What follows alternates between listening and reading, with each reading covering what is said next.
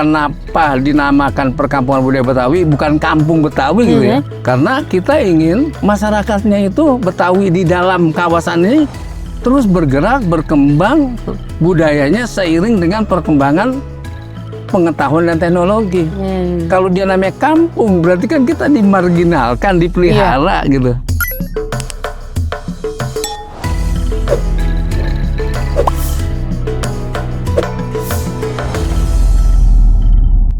Halo Bapak, selamat siang. Kita ketemu lagi ya? Selamat siang Ibu, ketemu lagi. Luar biasa. Saya kali ini datang ke rumah Bapak. Sesuai janji kita, waktu itu mau datang ke rumah Bapak. Kali ini saya menikmati rumah Bapak, Pak. Oh ya, mungkin pemirsa ada yang lupa. Bapak ini kan tokoh buat kami. Tokoh budaya Betawi, tokoh masyarakat Betawi, bukan hanya budayanya saja, tapi Bapak mampu menyuarakan masyarakat. Selain itu apa, Pak? Sekarang ini saya adalah Ketua Komite Seni Budaya Nusantara DKI Jakarta. Yang kebetulan tinggalnya di kawasan perkampungan budaya Betawi. Pas jadi ya, Pak ya? Ya, insya Allah pas. Apa namanya tadi, Pak? Komite Seni Budaya Nusantara DKI Jakarta. Apa itu tugasnya, Pak? Tugasnya adalah membina, melindungi, mengembangkan, memanfaatkan seni budaya Nusantara. Oke. Kalau dia berada di Jakarta, berarti seni budaya Jakarta, Betawi. Oke. Pak, sebelumnya kan Bapak yang pengelola dari perkampungan budaya Betawi ini sebelumnya. Hari ini Bapak sudah menjadi tokoh. Bagaimana menurut Bapak masyarakat dengan adanya ini? Alhamdulillah, masyarakat merasa berterima kasih. Pemerintah telah menetapkan Kelurahan Srengseng Sawah, sebagian wilayahnya 289 hektar itu sebagai kawasan perlindungan, pembinaan, pengembangan, dan pemanfaatan budaya Betawi. Sesuai dengan Undang-Undang Pemajuan Kebudayaan. Artinya, pemerintah sungguh-sungguh nih membina budaya lokal sebagai ketahanan dan kekuatan nasional. Nah, tadi kan panjang tuh Pak, sebagai pembina, pelindung, terus apa lagi?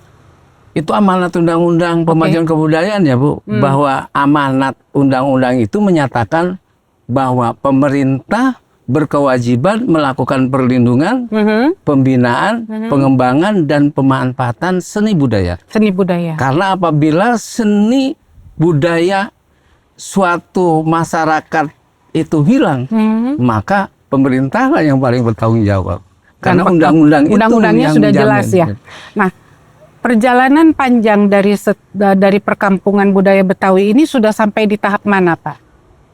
Perkampungan budaya Betawi ini dideklar tahun 2000. Oke, berarti sudah 24 tahun. Samaan dengan lahirnya SK 92, SK Gubernur 92 tahun 2000.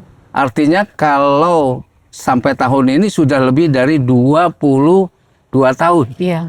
23. Iya, 23 tahun. Luar biasa lamanya. Luar biasa perjalanannya. Iya. Dari kawasan yang tadinya seluas 160 hektar melalui Perda 3 2005 diperluas menjadi 289 hektar.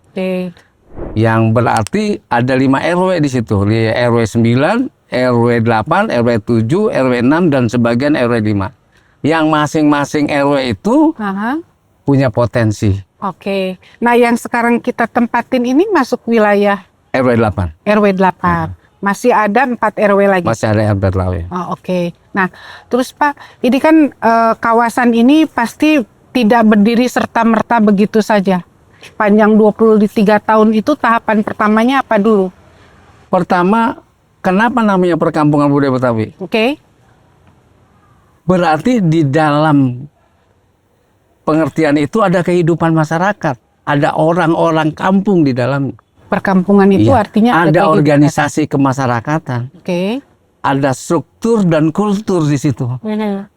Jadi ketika sekarang perkampungan budaya Betawi dikelola oleh pemerintah dengan sebutan UPK, maka kewajiban UPK itulah merangkul, membina, mengembangkan, memanfaatkan masyarakat dalam kawasan itu untuk menuju tercapainya Undang-Undang Pemajuan Kebudayaan. Oke, dan itu sudah terlaksana? Kalau hitungan persen belum sampai 50%, bahkan 25% juga mungkin belum. Oh, berarti masih akan panjang perjalanannya, Pak? Iya, namanya kita membangun budaya, mungkin tak ada batas akhir seperti judul lagu ya. Oke. Jalan yang tak berbatas. Oke. Namanya kita Karena hidup ya, hidup budaya kan. itu hidup. Nah, apalagi perkampungan budaya Betawi ini kan benar-betul tempat yang orang anak sekarang bilang adalah living museum. Museumnya museum hidup gitu loh. Bukan museum statis. Dan gitu. itu bergerak terus lagi. Dan ya? itu bergerak terus. Dia bisa lihat di masyarakat. Jadi masyarakat, kenapa itu juga saya ulang? Historisnya kenapa dinamakan perkampungan budaya Betawi, bukan kampung Betawi gitu ya?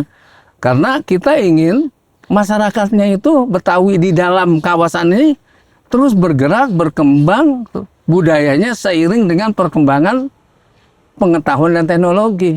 Kalau dia namanya kampung, berarti kan kita dimarginalkan, dipelihara gitu. Oke. Tapi karena ini perkampungan, berarti ada proses bahwa orang Betawi terus berkembang. Gitu. Ya sekarang ada Ikatan Dokter Betawi, ada pengusaha material Betawi, ya ada lebih dari 100 organisasi kebetawian sesuai dengan profesinya masing-masing. Nah itu menunjukkan bahwa Betawi berkembang sesuai dengan karakter, kemampuan, dan profesionalnya masing-masing. Oke, Pak, saya tadinya berpikir begini, kalau saya masuk ke perkampungan, satu perkampungan kawasan budaya, maka saya akan melihat seluruh aktivitasnya itu sesuai dengan budayanya. Let's say ambil contoh kalau kita pergi ke Banten, maka semua dari pakaian dan lain sebagainya itu Banten. Apa di sini saya menemukan juga? Ya, mestinya seperti begitu. yang Bapak pakai ini, seperti yang saya pakai ini. Betul. Mestinya cita-citanya seperti itu. Ah. Jadi ketika orang datang di sini, keseharian masyarakat berseni dan berbudaya Betawi. Iya. Orangnya boleh suku Batak, orangnya boleh suku Ambon, Makassar, Bugis, Sunda. Tapi ketika dia berada dalam kawasan ini, maka jadilah dia orang Betawi. Berdasarkan undang-undang yang kita buat itu perda, masyarakatnya adalah berkesenian, berkarakter, berbudaya Betawi. Itu yang kita inginkan. Belum sampai. Makanya kalau ibu bilang sudah sampai di mana, mungkin 25% juga belum, termasuk fisiknya. Termasuk fisiknya belum. Tapi masyarakat di sekitar membutuhkan sosialisasi, penyampaian pesan bahwa ini akan menjadi kawasan itu berapa lama, Pak?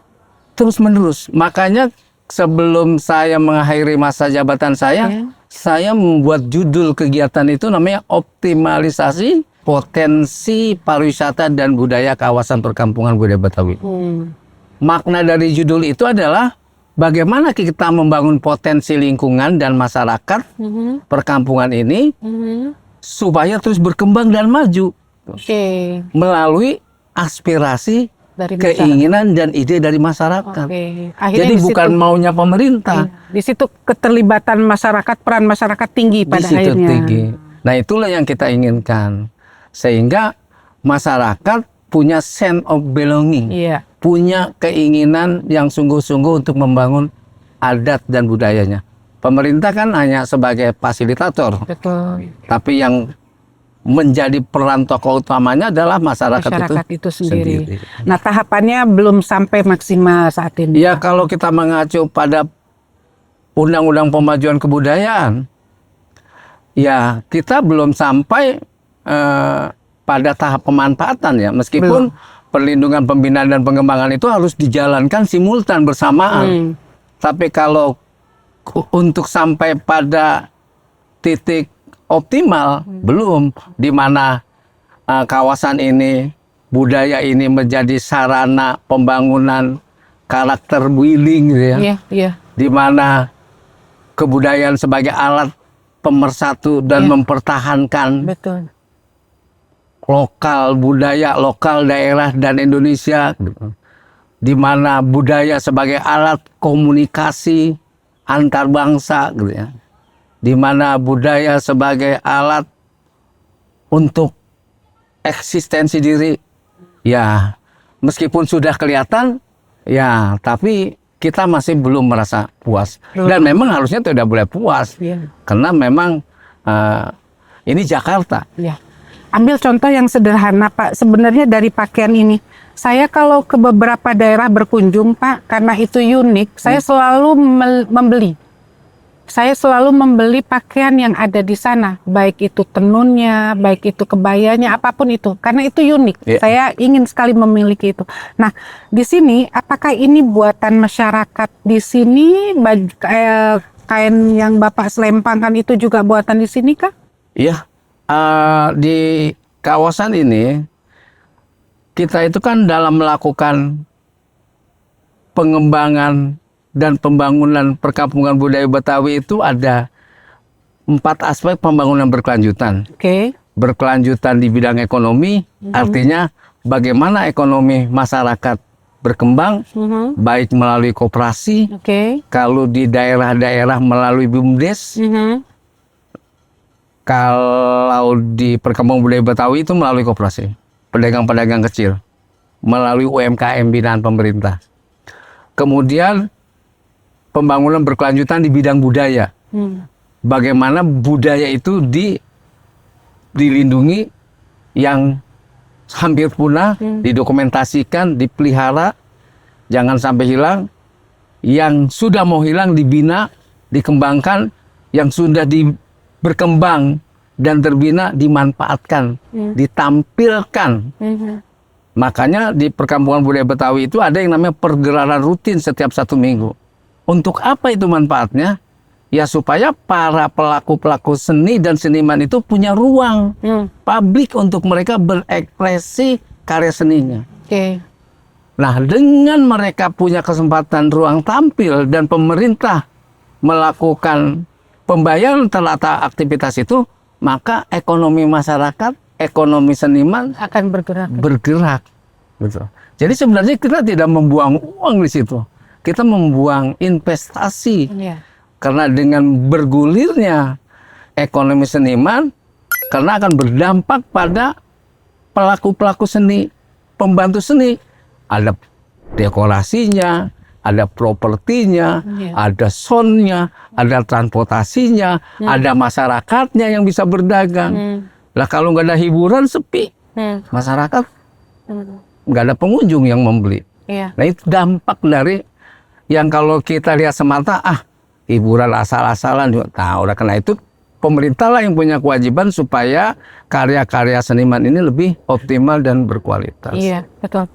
Oke, saya sangat berharap satu saat saya kembali lagi ke sini, saya akan ketemu dengan pengrajinnya pakaian khusus Betawi yang memang mereka produksi sendiri dan mereka sudah mampu menghasilkan. Apa saat ini sudah ada atau sudah ada juga?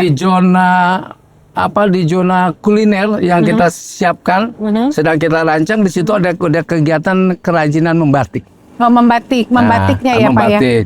Ada juga kegiatan pengrajin. Kalau bordir begini memang khas. Bordir ada di satu kan itu bagian dari fashion, wastra ya.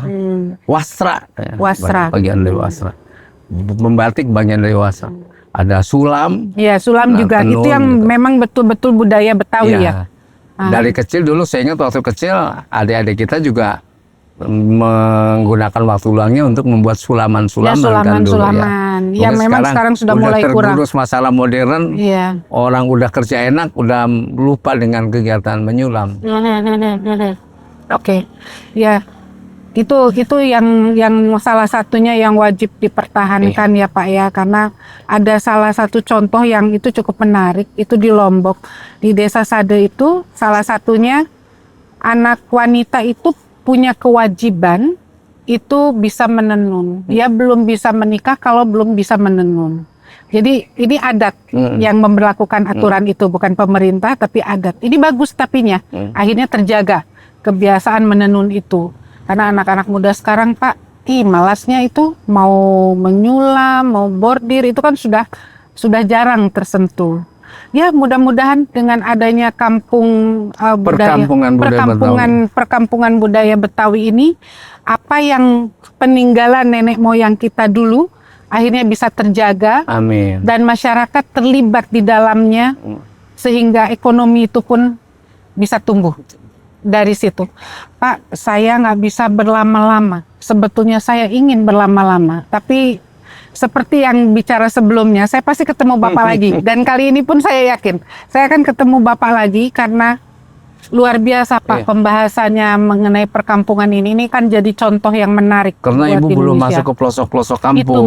Ini baru di titik namanya Kampung MH Tamrin. Oke. Ibu belum masuk ke Kampung Ismail Marzuki, di mana di sana ada rumah-rumah contoh. Oke. Ibu belum masuk ke kawasan souvenir dan kuliner, ada Betawi online di sana. Oke. Ibu belum masuk ke kawasan Kampung Alpuket. Oke. Ibu juga belum masuk ke kawasan-kawasan RW. Oke. RW. Kalau saya mau tahu semua butuh waktu berapa lama? Butuh waktu. Kita kan punya program paket-paket yang kita jual ya. Boleh lah. Sehari lah sampai. Sehari cukup. Bisa telusuri Dari semua. pagi bisa telusuri semua. Dari pagi tapi syaratnya Iya. ya. Sampai jam? Ya sehari sampai jam 5 lah. Sampai jam 5. Kan makin sore makin enak di sini, makin adem. Iya pastinya ya. Ya. Karena Itulah suasananya. kelebihan Setu Babakan. Iya. Semakin sore semakin banyak pengunjung. Oh, oke. Makanya kawasannya terbuka ketika kita bicara ngobrol begini kan ada suara hilir muri kendaraan kan. Iya, betul. Oke, Bapak. Saya cukupkan dulu untuk saat ini. Tapi ke depan Bapak harus sudah siap lagi, Insya saya tanya-tanya lagi. Baik Bapak, terima kasih sekali sudah hadir kembali di podcast kami.